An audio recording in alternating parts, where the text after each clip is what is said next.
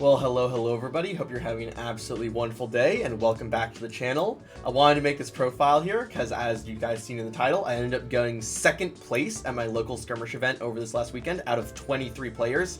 And I got 4-0 at the previous Armory event during the week as well with this deck. So I wanted to catalog it here for you guys to see, especially get some ideas and discussion around. I am not the super experienced player in Flesh and Blood. I'm still getting into it. So having any ideas from people around would be absolutely fantastic.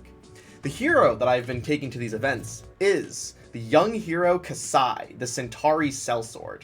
So Kassai is a young warrior hero with 4 intellect and 20 health, with the effects of your second sword attack each turn costs 1 less to attack with, and at the beginning of your end phase, if you have attacked 2 or more times with weapons this turn, you create a copper token for each weapon attack that hit. So what we are trying to do is not actually activate the abilities of our copper.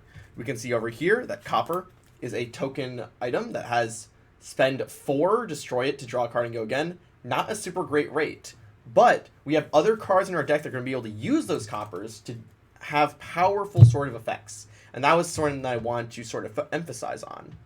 Something that I was finding really good with Kassai is the ability to have very powerful 1 to 2 card hands. And being able to have powerful 1 card hands is very strong in Flesh and Blood.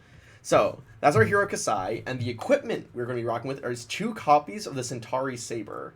So, what does Centauri Saber do?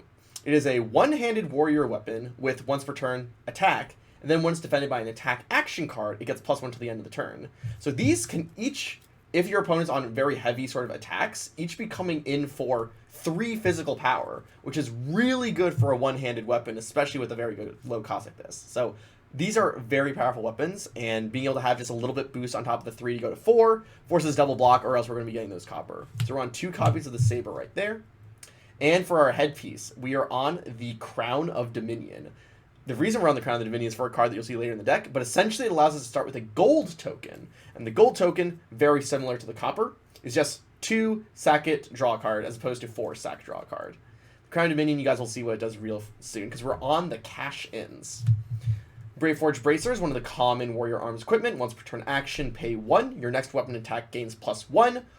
Activate only if a weapon you control hit this turn. So it can allow us to boost that second sword swing to being a 3, maybe 4 if they block with an attack, and then it's still going to hit them anyways. Can make their blocking very awkward, and it just allows us to have a 3 extra health, because it has that 2 block down there with the Battle Worn ability. Courage of Bladehold is one of these key equipments that we have that allows us to have these very powerful 1-card hands with Kassai's specialization. So we can destroy the Courage of Bladehold to make all of our swords attack cost 1 energy less this turn. Our swords only cost 1 to attack with, so we're going to be able to get in many attacks with them. And it has the temper ability, so we get to have that 2 block before it goes away. The Refraction Bolters. Now, this is an equipment that I know isn't very common for Kassai. A lot of people usually use the Valiant Dynamo, which is a 1 block that if you attack with 2 weapons, you're able to refresh its 1 block. So you can constantly block for 1 and 1 over and over. Refraction Bolters, however, only does the 1 block once due to the Battle Worn ability, but it has the same threaten effect of when a weapon you control hits, you may destroy it to have that weapon gain go again, which is also going to allow us to have powerful 1-card hands towards the late game, where we pitch for resources, attack with 1 blade. If it hits, we get to swing in with our second blade for basically free again, and then it puts them in a very tough situation. And that basically makes our core lineup, is having these swords, and that being our headpiece and chest piece. Next, we have our tokens here. Already went over what gold and copper are. And then these are like the sideboard pieces, because this was a Blitz event. So we have ourselves a couple copy of Arcane Barrier, gloves, boots, and hood. Again, the chest piece is very critical for having those 1-card hands, and Arcane Barrier 3 is just good. Did not end up helping in my last match against Kano. Again, only getting second place. And then I have Helm of Sharp Eye, just in case we need a little bit more block. Really didn't end up coming up at all. And then Gallantry Gold. This one I really do want to talk about, because I ended up having an Oldhim match during the top 8.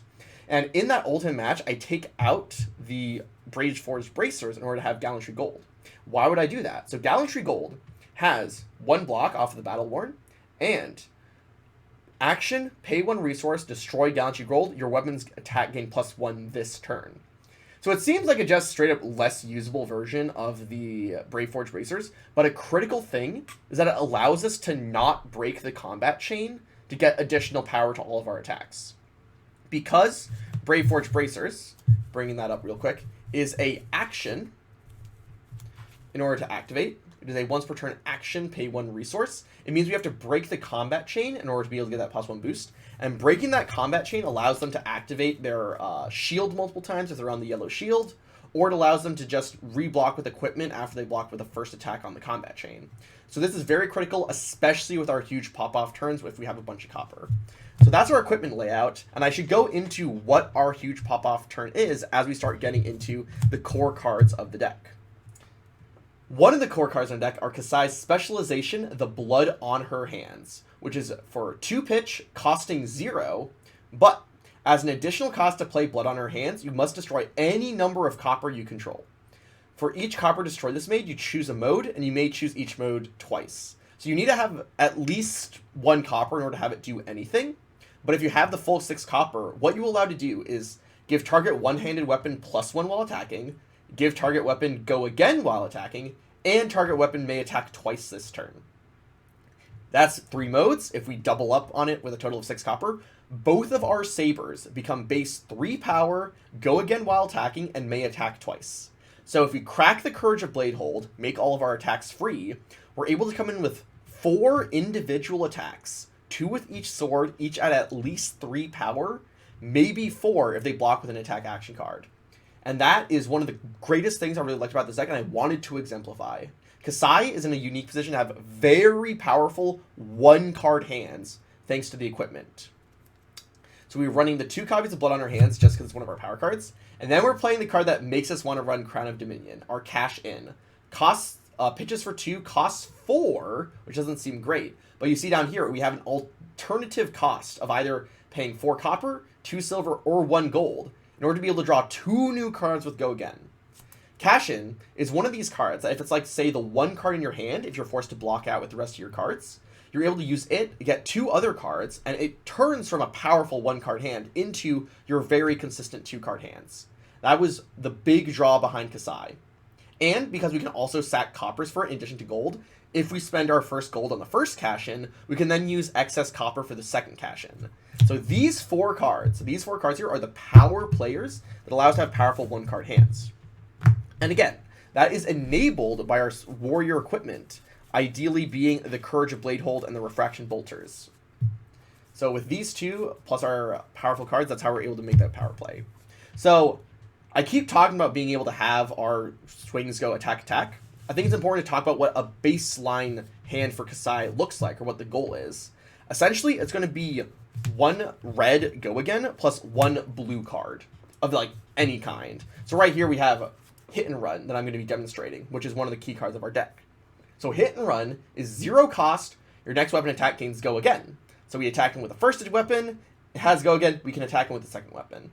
It also has a bonus where we can use it as a buff as well. If we have already attacked with a weapon this turn, the next attack gains +3, so it can be a +3 buff if we're really Go Again heavy in our current hand. And we have the blue version here, which only gives +1.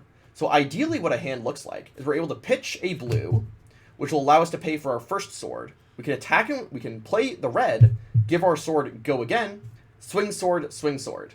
We still have 2 resources left because we pitched a blue, but that is our super baseline. We're able to swing in twice with both swords. And that is very consistent pressure if you're able to always do it. And I really wanted to build a deck to be able to do that. So, with that in mind, we're going to be going over a lot of the core cards in the deck, I would say. We already talked about what the red Hit and Run does. But in addition to running the reds and the blues, we're on the full 6 copies. So we have our double red Hit and Run. We have our double yellow Hit and Run, which has the effect of only giving +2 if it's played as the boast. And then we have our blue Hit and Runs. These are super critical, being just free Go Again on our weapons, so we can always swing twice. Always swinging twice is the goal, to generate those coppers, keep asserting pressure, and keep grinding down. And because we were able to have really good 2-card hands, we can almost always be able to block with 2 cards in our hand, and tons of the cards in our deck have this magical 3 block, allowing them to really be able to defend a lot. So we're running the full 6 Hit and Runs, but we're also running the full 6 Blade Runners. So Blade Runner is going to give a target one-handed weapon attack Go Again in the reaction phase, and then it gives our next weapon either +3, +2, or +1 based off of being red, yellow, or blue. So we're on the full thing. Main thing is that this costs 1 and is played during reactions, as opposed to Hit and Run, which costs 0 but is played beforehand. So we're on the full 2 red, 2 yellow, and 2 blue Blade Runners. A unique thing that's really good about these cards as well, especially when you get into that grind game I was talking about, is that the Refraction Bolters you really want to be able to have the resources to be able to push for it. But if you're pitching your blues and yellows early in order to be able to get your early attacks in, you are basically pitch stacking. You're very consistently swing, because you're always going to be putting more of these go-agains on the bottom. So being able to pitch these yellows and blues early on and be able to have that go-again is also incredibly critical. We then have some that aren't the straight part of these cycles. So we have yellow Run Through. Only comes in yellow, costs 1. It gives a sword attack go-again as opposed to target one-handed. And the next sword gets +2. It's basically another yellow Blade Runner. And because it's so critical, we're going to be running both copies of the Run Through.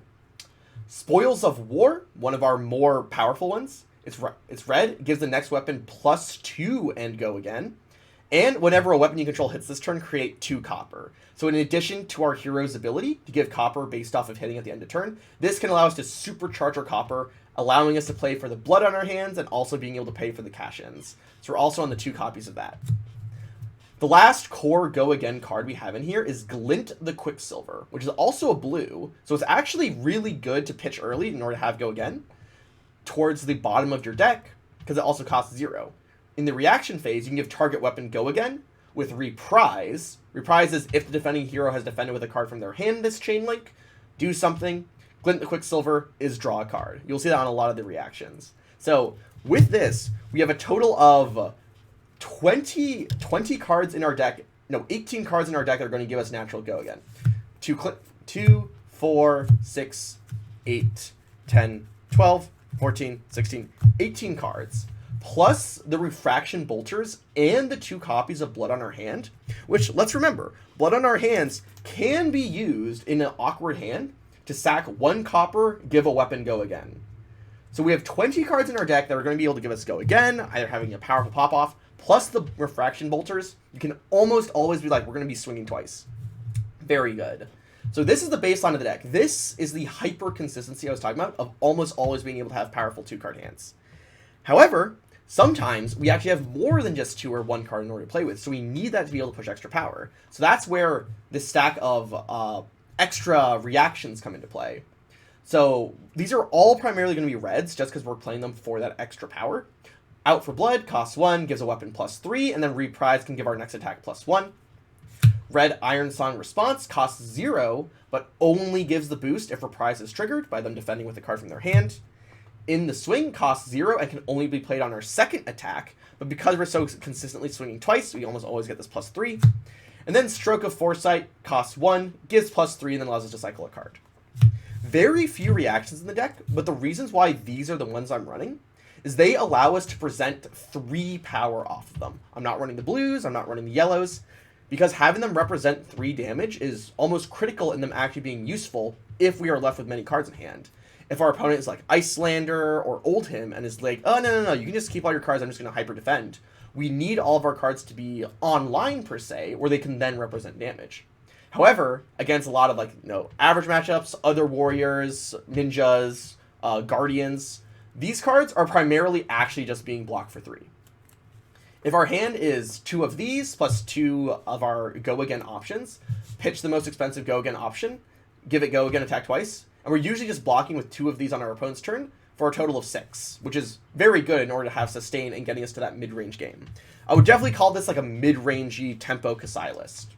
So those are all the reactions that are giving us bonus damage, but we also have a couple other cards that are going to be giving us bonus damage. Particularly Slice and Dice, costs 0.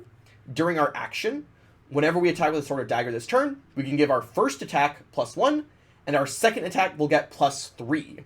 Total of 1 card representing 4 damage is just very good. Of course, you need to be able to attack twice with your weapons, but because our deck does that so consistently, we're almost always going to be able to get that 4 damage. So we're running the 2 reds. Outland Skirmish, costs 0, it's a red. The next one-handed attack gets +3. 0 for +3 is very good. And the next time a weapon hits this turn, create a copper token. Note, this is not just if your next weapon attack hits. Like, the one getting the +3 does not need to be the one that hits to make the copper. So if you play it at the start of your turn and you're swinging in twice, they need to full block both attacks in order to prevent you from getting the copper, or else it's going to help you also boost your cash-ins and blood on our hands. So we're playing both of the reds as well. I'm also playing both of the blues, mostly because of wanting to have a large amount of pitch. Again, part of the consistency of the deck is being able to always have the pitch values needed in order to be able to swing twice, or swing plus pay for Brage 4 bracers to have that extra bonus attack. So yellows and blues are very critical. We're on a total of 21 yellows or blues in the deck, and Outland Skirmish is one of those. And in the late game, if the fatigue is, if you're getting close to like the second cycle, or you're starting to hit the danger zone, you do sometimes get that +1 to hit a breakpoint on your weapon, because they have to block with an attack that they pitched early on. That boosts it to 4, you can still get that copper. So the blues are still good, mostly for pitch though. And then there's about 4 left that I've been tinkering with between the event yesterday, as well the event on Saturday, as well as the event on for the local armory. And that is these 3 cards here. First, let's start with the Steelblade Shunt. So the red Steelblade Shunt costs 1, but is a defense reaction, so we can play it for a little bit of extra defense, noticing that it blocks for 6 by paying its cost. And if it defends a weapon, it deals that 1 extra damage to the attacking hero. Being able to have this cheaty damage is really, really nice, especially when you get to the late fatigue games, of saying, hey, if you're just trying to grind me out with your weapon, I just ping off that last bit and you're dead. I was used to be running both the red and 2 blues in this stack here. The blues really weren't doing too well because we don't have anything to do with the resources later on in the game. If there was like any amount of sideboarding in Blitz, 100% would I want to have the blues for those heavy fatigues, because it allows you to pitch your reds to the bottom of the deck, block for 4, maybe ping for 1, and they are blues, so they're able to provide the resources that you need. So that's 1 red Steelblade Shunt. We're on the yellow Outland Skirmish, which is just +2. Really just wanted another card that pitches for 2 or more. That was like part of the game plan, so 1 yellow snuck its way in here. Again, there's probably better things to be putting in here. That's why I'm asking for comments below. We have 1 blue push forward. Remember, early on, we're just going to be pitching this, but particularly if we hit that second cycle, we want to have that dominate ability. So push forward costs 1. Your next weapon attack this turn gains +1 power, and if you have attacked with a weapon this turn, your next attack gains dominate, meaning they can't defend with more than 1 card from their hand. Similar to Steelblade Shunt, it's allowing us to present damage that they cannot deal with, is the idea. And that is very powerful. And then our last sort of gadget card here is 1 Puncture, costs 1, pitches for 3. Target Sword or Dagger attack gains +1 and Piercing 1. If it's defended by an equipment, it has +1. So this card, honestly, should probably be any other blue in the deck. Probably the blue Steelblade Shunt. It did not end up performing for me. This is definitely one that I would swap out. The +1 and +1 Piercing on a reaction is just... It just doesn't end up, but you ultimately end up either pitching it or end up blocking with it. And that is the 40 cards in the deck. You'll also be able to find it in the description down below. But to go, and that's the whole deck list. To go over a little bit about what my matchups were, essentially, I lost yesterday. The one loss I had over this week was to Kano, the Wizard Kano. And that's just because this deck does not block arcane damage very well.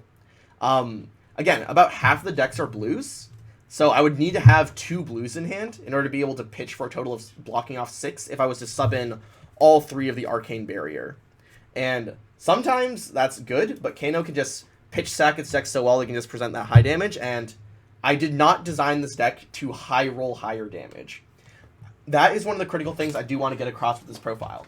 I built this deck purely because I love the consistency, I love how well it presents powerful 2-card hands, and I love once you set it up, like you're either in the late game or you're setting up a Blood on your hands, you can block down to 1 card. You can block down to 0 cards if one of them is in your arsenal, and still present 4 attacks off of Blood on my hands. You can still present Poke with Sword, Crack Bolters, Attack Again.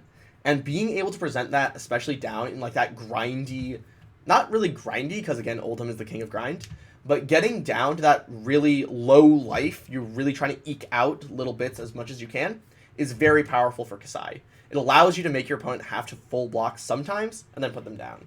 But, compared to other heroes that can actually high roll, like a KO that can deal you like 16 damage, or your opponent being able to present like 16 arcane damage on like turn 3 or turn 4, Kassai, this build of Kassai doesn't really put up with that, and that's something that I'm just kind of learning about Flesh and Blood. This is another one of those core ideas of, do you build your deck to be super consistent, that you're going to be able to do the same thing over and over? Or do I put in a lot more of these reactions that would allow me to push a lot more damage going into a hand. So I could push an extra 3. I could push an extra 3. Do I put in more of those in order to be able to push more damage, or do I want to have very consistent? I build it to be consistent, and I feel like that has shown itself in a lot of the in a lot of my results so far. But when there is that opponent that high rolls more that has their pop off, there's not much to do with that. So that's my Kassai Centauri Sellsword Blitz deck. I have been really enjoying playing Flesh and Blood. It's been such a welcoming community. I'm super happy to be getting into it. And I am actually really looking forward to trying to figure out a couple other heroes and finding other play styles. This warrior play style has really lent itself to me, and I want to try to find, a lot more of a hyper defensive play style, try to find maybe a lot more hyper aggro. But this really is that mid-range tempo, find your opening, flip the tables on them with your 1-card hand, and go in for the kill. So, thank you guys so much for watching. If you have any thoughts or comments about the deck list, please post them in the comments down below. And as always, I wish you guys all absolutely wonderful. Hope you guys have a wonderful day, and please, take care.